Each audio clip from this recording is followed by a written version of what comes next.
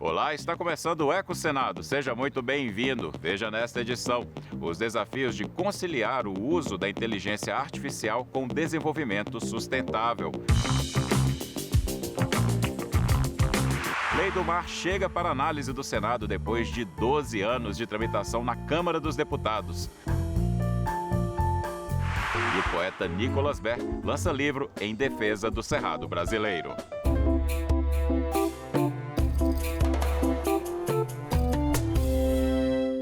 Um dos maiores desafios para o século XXI é conciliar as possibilidades da inteligência artificial com seu uso sustentável. Sim, os data centers, que são fundamentais para o bom funcionamento das IAs, consomem muita energia. Nesta entrevista especial, o cientista Ivan Camargo aponta caminhos para resolver esse impasse. Ex-reitor da UNB, Ivan Camargo ensina 4 disciplinas da engenharia elétrica. Com doutorado na Universidade de Grenoble, até 2018 integrou o Conselho Nacional de Política Energética. Pela produção e conhecimentos científicos, foi nomeado Cavaleiro da Legião de Honra da República Francesa. Dono de um vastíssimo currículo, o professor Ivan Camargo, um homem simples, atendeu ao convite do Eco Senado.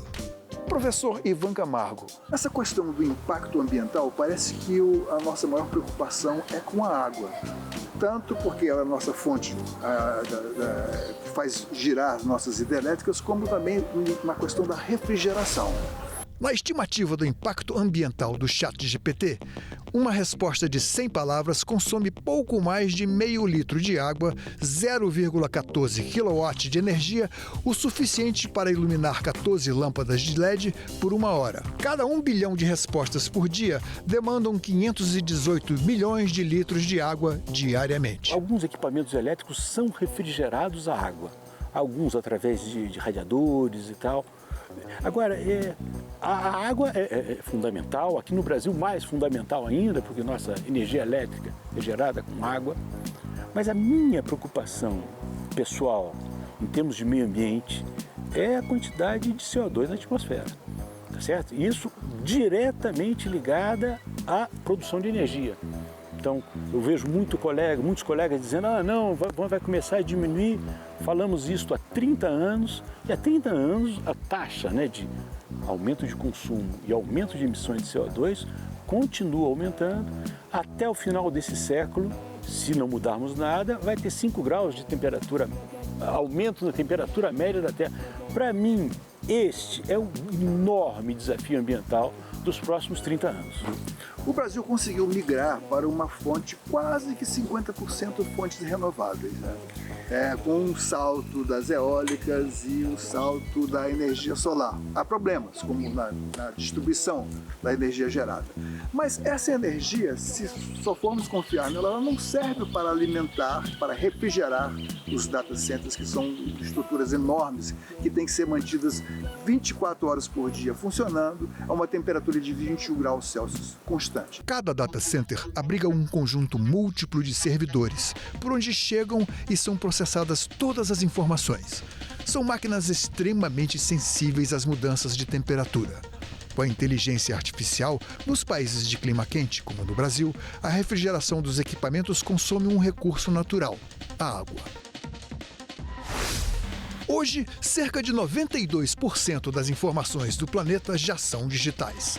Os Estados Unidos abrigam 5.390 data centers. Em seguida vem a Alemanha com 522, o Reino Unido com 512 e a China com 499. O Brasil tem 181 instalações. Os data centers e as grandes estruturas de inteligência artificial, elas não são bem compatíveis com essas energias limpas? A gente está chamando das novas renováveis, a eólica e a solar. Tem uma velha renovável, que é a hidráulica, que se adapta muito bem a isso aí. Você gera o dia inteiro. Como você disse, o data center, ele é uma carga aproximadamente constante. É a do processamento do dado e de manter aquele lugar refrigerado. Então, eu preciso de uma fonte constante de energia. Se eu usar uma fonte solar que só gera, das 10 às 14, eu tenho um horário fixo de geração. Isso também de acordo com a localização. Com o local, exatamente. eu vou ter que ter, como temos aqui no Brasil, geração reserva para entrar nesses horários que ela está desligada. Então, a intermitência das novas renováveis é um problemão para uma carga que precisa de confiabilidade. A coisa mais importante para um centro desse é que não falte a luz. Nesses casos, olha só, você é ousado, eu acho que uma nuclear vai muito bem. Porque a nuclear entra e não produz nada de CO2. Se o nosso drama, como eu estou dizendo, for o CO2, né, a quantidade de emissões de CO2 na atmosfera, eventualmente uma solução nuclear é uma boa solução, porque é o atendimento de uma carga constante. A cada 1.000 e-mails são consumidos 500 litros, o volume de uma caixa d'água. 10.000 gastam 5.000 litros, igual a lavagem de 10 carros. 100.000 e-mails consomem 50.000 litros, suficientes para lavar a roupa durante o ano todo. A cada 1 milhão de e-mails, o data center gasta 500.000 litros de água, o consumo anual de uma família de 4 pessoas. Quanto de água um grande data center gasta para refrigerar aqueles grandes servidores, aquelas centenas de servidores? Veja só, isso é uma pergunta técnica e muito difícil, viu? Eu já vi colegas que estão trabalhando em data center falando da refrigeração do ar-condicionado, que é uma carga, aí não tem água, é carga elétrica, né? Alguma coisa em torno de 40%, 50%. Cobra da natureza de alguma outra ponta lá, não sei. Claro, algum lugar tem água para refrigerar, né? Você tem toda a razão. Eu vi colegas dizendo que estão botando data center em container no oceano. Eu preciso, né, de tentar minimizar o uso da energia elétrica para refrigerar esses ambientes controlados. Desde que eu tenha, né, uma conexão de dados confiável, esse centro pode estar em qualquer lugar. Então eu tenho várias soluções técnicas para diminuir o consumo de um centro como esse. Em 2019, a cada minuto, 1 milhão de logins acessavam o Facebook, 4 milhões e meio de vídeos eram vistos no YouTube, circulavam 40 milhões e 600 mil mensagens por WhatsApp e Messenger, 3 milhões e 800 mil buscas no Google, 347 mil posts visualizados no Instagram. E isso foi em 2019. O senhor tem uma longa carreira de professor, de brilhante carreira, foi reitor aqui da UNB, onde nós estamos aqui no momento. E o senhor pode bem contar da história do consumo e da geração de energia elétrica e o impacto, acho que lá há 40 anos, 50 anos, não se pensava muito no impacto ambiental. Nós vivemos esse processo de eletrificação das coisas, né? Antigamente a gente tomava o nosso café no fogão. Agora você tem todos os equipamentos elétricos na casa da gente, né? O aumento do conforto, por exemplo, das salas de aula aqui da Universidade de Brasília, que no tempo que eu fui estudante não tinha nenhum ar-condicionado. Agora acho que todas as salas têm ar-condicionado. Então há um aumento de consumo muito impressionante no mundo.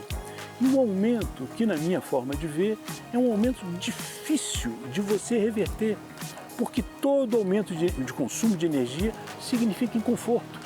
Tá certo? Então, eu costumo dizer assim, se o Brasil melhorar um pouquinho, se aumentar, por exemplo, o PIB per capita, nós vamos pegar esse dinheiro e vamos comprar energia. Porque energia, eu vou comprar meu carro, eu vou comprar um ar-condicionado, eu vou melhorar minha geladeira. Então, a tendência, no meu modo de ver, é que a energia, o consumo de energia elétrica cresceu nesses últimos 40 anos e vai continuar crescendo. Então, o desafio é duplo. Você tem que gerar mais energia com menos impacto ambiental. Isso, quando energia, significa poder, né? Dominar o mundo, a conquista da inteligência artificial, que é uma outra corrida. Depois da corrida espacial vem a corrida pela liderança na inteligência artificial. E essas pessoas, é lógico, elas não se dão conta de que ao manusear o celular, guardar seus dados, mandar mensagens, mandar fotografias, relatos, enfim, ao se comunicar e viver a vida, entre aspas, moderna, elas estão demandando energia.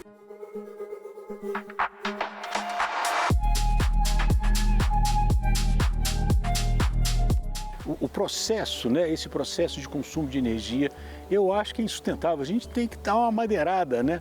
O consumo de energia está muito exagerado.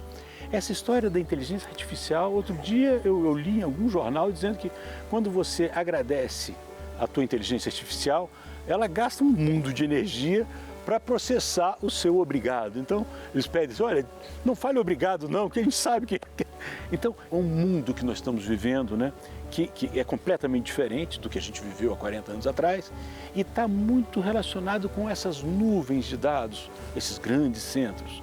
Eu lembro um amigo meu que é da área de processamento de dados aqui da Universidade de Brasília, que ele falou assim, hoje você não pode mais programar fora das nuvens.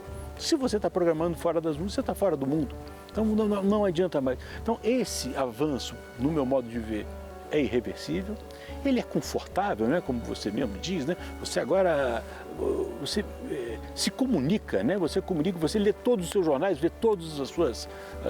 tudo por uma mídia fácil que está na sua mão. E eu acho que é irreversível, né? Então vai aumentar muito o nosso consumo, vai continuar aumentando. Em 2024, o consumo global dos data centers foi de 415 terawatts por hora. Segundo as projeções mais conservadoras, esse valor deve subir para 945 terawatts por hora até 2030. Principal responsável, inteligência artificial. As pessoas mais antigas, elas se acostumaram a pensar, a apostar na tecnologia como provedora de uma solução para tudo. Mas parece que nós chegamos a um ponto em que a tecnologia está perigosamente flertando com uma ameaça ao meio ambiente, à preservação dos recursos naturais, que pode servir de uma limitação. Como resolver isso? Existe solução? Eu concordo integralmente contigo, né? E esse grande desafio que estamos falando, né, desse consumo de energia no mundo, está todo mundo achando que a gente vai conseguir uma solução tecnológica para o nosso problema. E o que a gente vê nos dados reais é o contrário. A gente usando tecnologias antigas, como carvão para esquentar caldeira, para botar vapor, para gerar energia elétrica, né? O grande, né, gerador de energia elétrica continua sendo carvão. E as pessoas achando que a solução, por exemplo, dos painéis solares vai resolver o problema. E não vai resolver. Nós já estamos mais ou menos, aqui no Brasil, quase no limite máximo de geração solar e para atender, sei lá, uma parcela pequena da nossa carga. Então, ainda não demos esse salto. Eu sou da turma otimista, né, que faz, olha, acho que ainda vai aparecer um salto aí, alguma coisa para resolver, mas eu não tenho muita certeza. Pode ser que a gente tenha chegado nesse nosso limite tecnológico de resolver problemas sérios, que, como eu te disse, o mais grave para mim é essa questão da temperatura. Professor, muito obrigado pela sua presença aqui no EcoSenado. Honra para mim. Muito obrigado, Paulo. Valeu. Depois de 12 anos de tramitação na Câmara dos Deputados, a Lei do Mar chega para análise do Senado. A proposta reforça o compromisso do Brasil com o Acordo de Paris e traz diretrizes claras para a conservação dos recursos marinhos e dos mares brasileiros.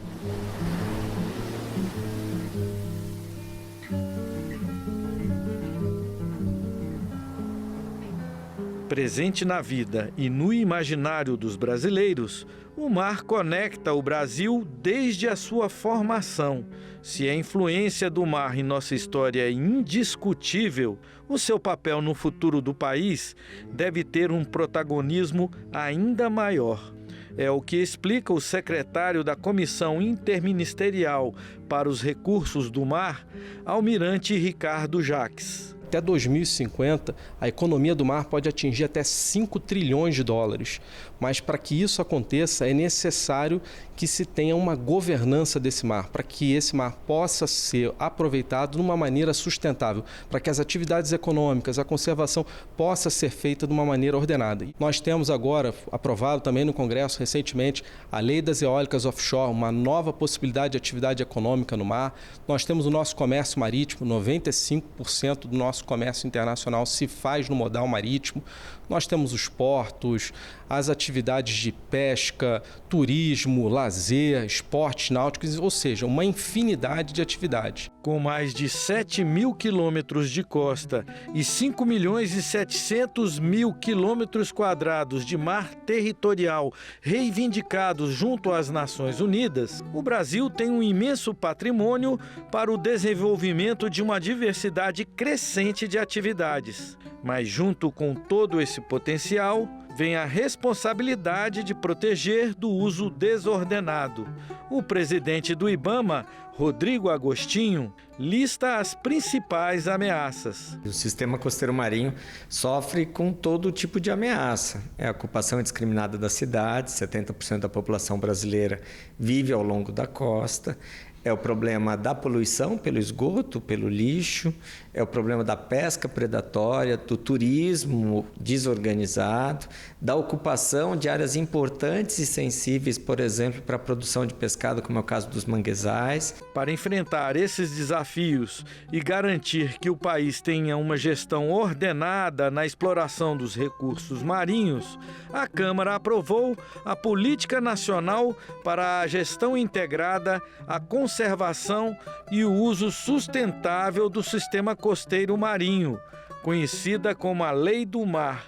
O relator dessa matéria foi o deputado pernambucano Túlio Gadelha, do partido Rede Sustentabilidade. Um projeto que tem uma importância fundamental, não apenas para os oceanos, para os mares, mas, sobretudo, para o enfrentamento às emergências climáticas e para que a gente tenha segurança jurídica, para aqueles que pescam e querem exportar o pescado, para aqueles que querem usufruir da energia dos mares para poder alimentar as cidades com energia.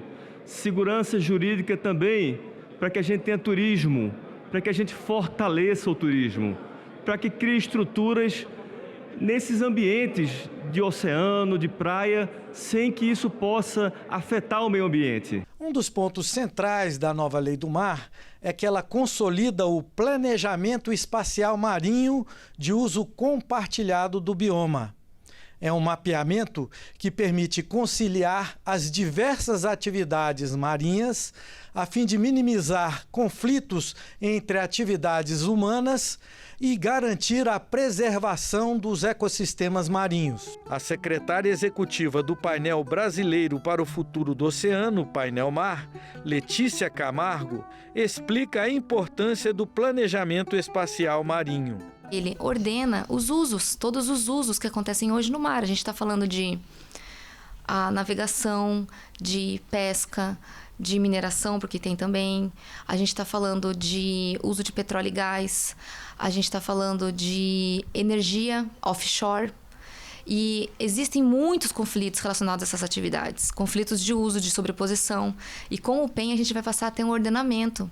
A gente não tinha isso antes. E agora essa lei vai garantir um uso sustentável e muito mais consciente dessas áreas. Segundo a representante do Painel Mar, a proteção dos oceanos é tema obrigatório nos fóruns internacionais sobre mudanças climáticas.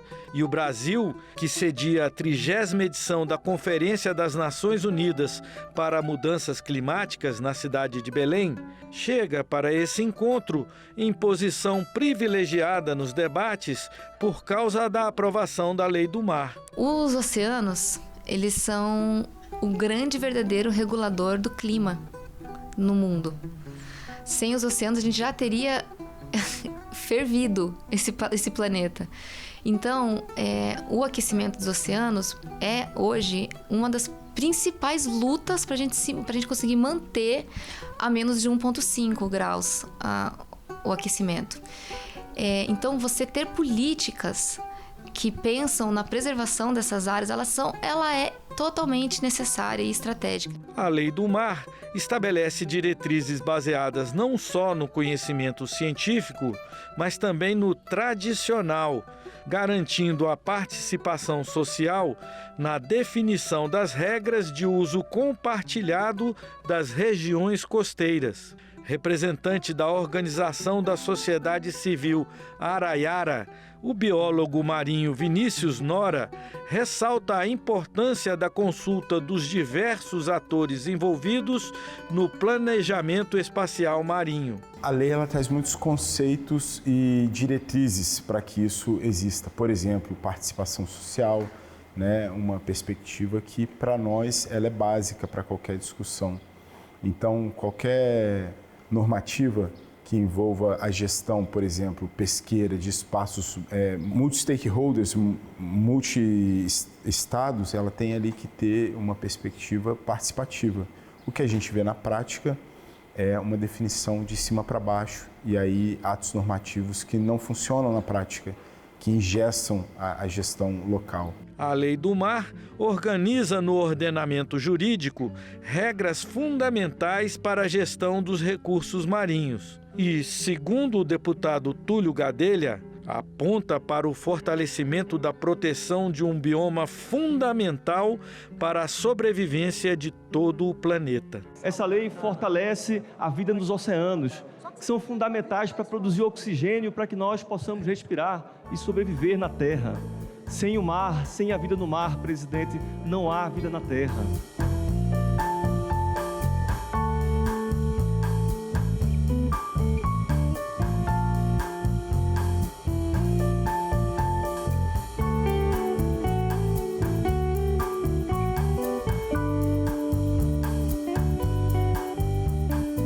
Se você gosta de poesia, já deve ter ouvido falar de Nicolas Baer, o poeta que melhor canta Brasília.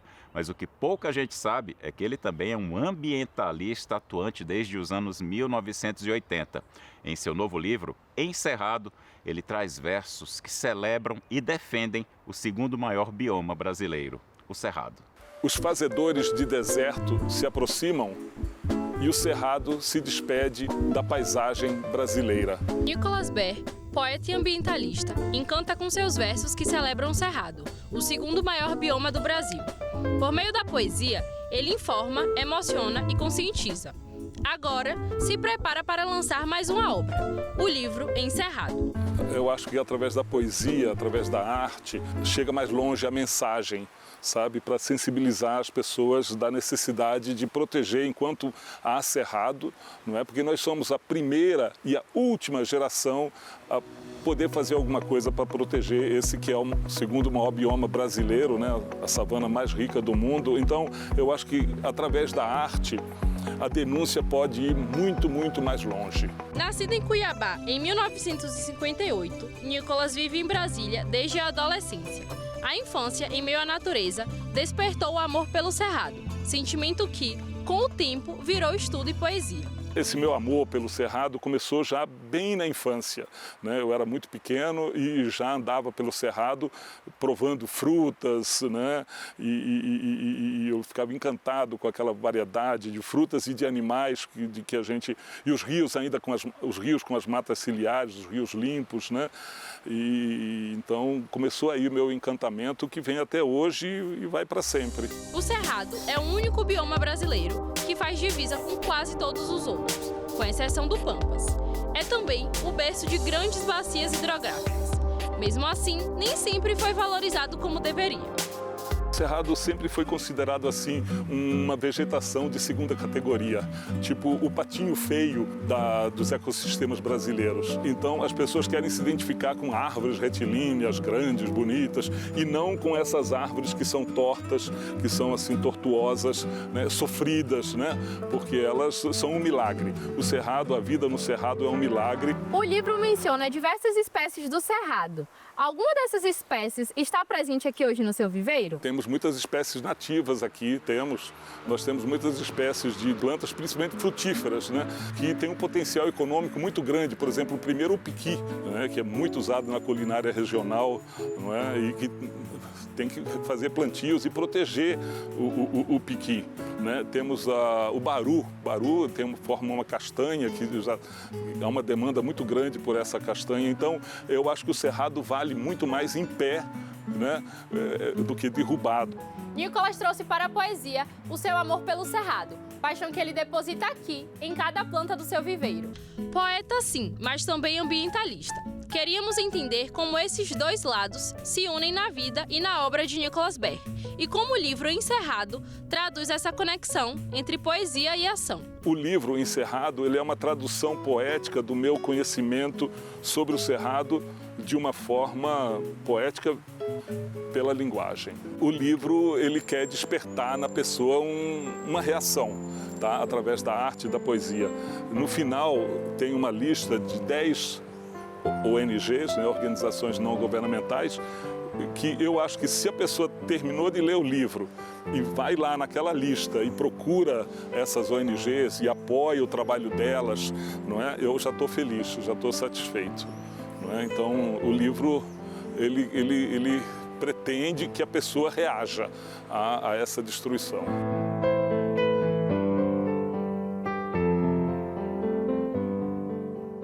A gente fica por aqui. Muito obrigado por sua companhia. Se você quiser rever esse programa ou outros da TV Senado, é só acessar senado.leg.br/TV ou o canal da emissora no YouTube, youtube.com/TV Senado. Muito obrigado pela companhia. A gente se vê no próximo Eco Senado. Tchau.